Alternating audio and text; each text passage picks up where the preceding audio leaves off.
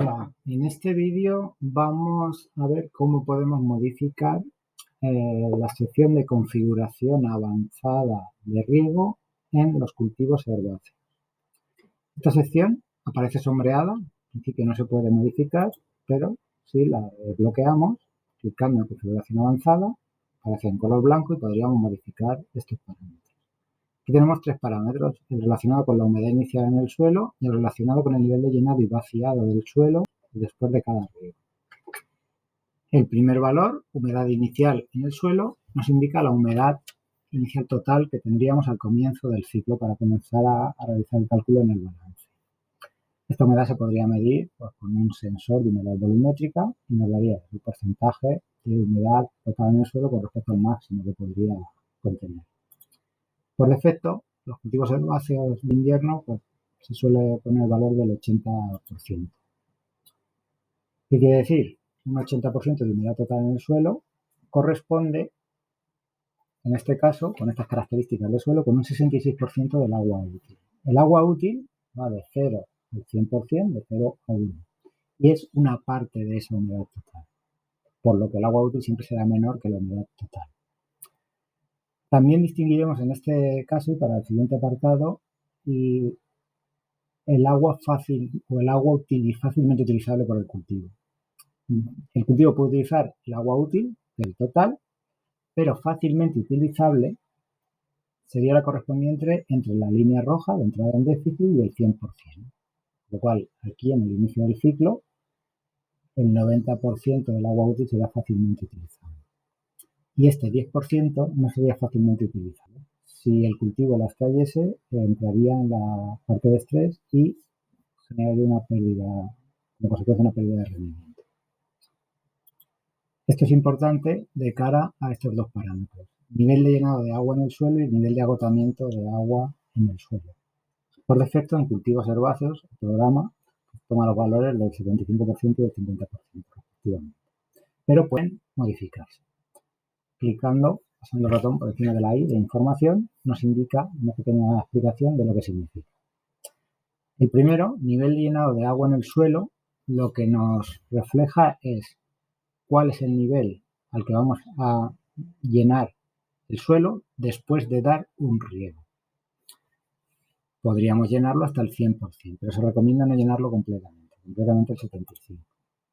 La consecuencia es que cuando se realiza un riego, como por ejemplo aquí, se llena el agua hasta el 75%, que es este valor del agua útil. Como veis, cuando aumenta esta línea del límite del NAP, aumenta el punto en el que se llena, pero sigue siendo un 75% del total. ¿Por qué no se llena hasta el 100%? Pues básicamente para poder utilizar una posible precipitación y también evitar riesgos de percolación. En este caso, el suelo se llena hasta este nivel, luego acontece una precipitación y en la fase de crecimiento vegetativo hay una percolación de 7 milímetros generada por esta precipitación. Mi modelo no va a aplicar una cantidad de riego que genere percolación, pero sí puede dejar el suelo en un nivel alto de humedad y si después se produce una precipitación, pues se genera una percolación, no se podrá aprovechar esa lluvia.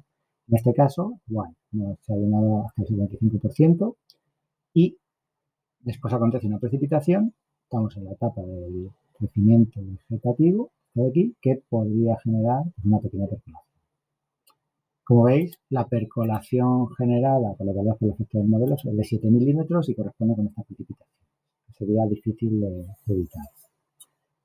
En la fase reproductiva, pues la percolación es de 8 milímetros y es correspondiente con este de aquí de precipitaciones que ha llenado el suelo y genera esa percolación.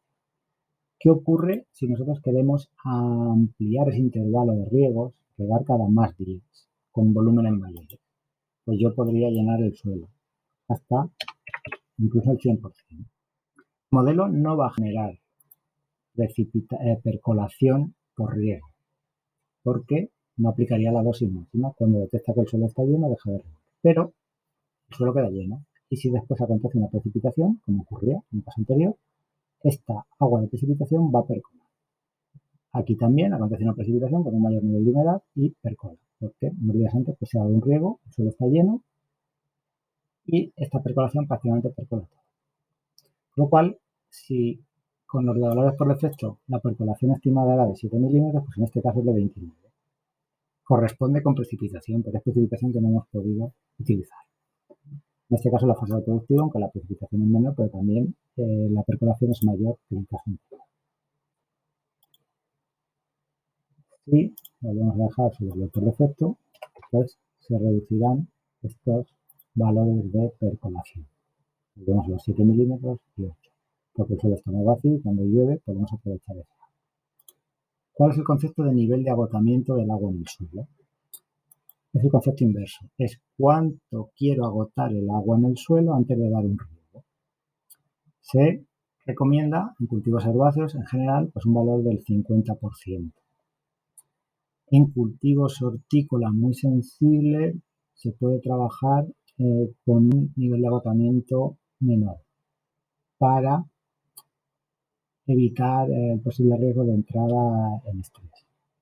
En este caso, 50%, valor por defecto, el modelo agota el agua en el suelo hasta llegar a ese 50% de el agua fácilmente utilizable.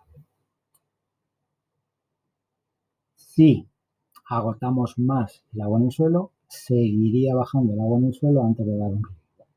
Y bueno, pues en el periodo de verano con mayor cantidad de agua. En vez de dar un riego en este nivel, bajaría más. No es una línea fija porque depende de esta línea que nos marca el estrés.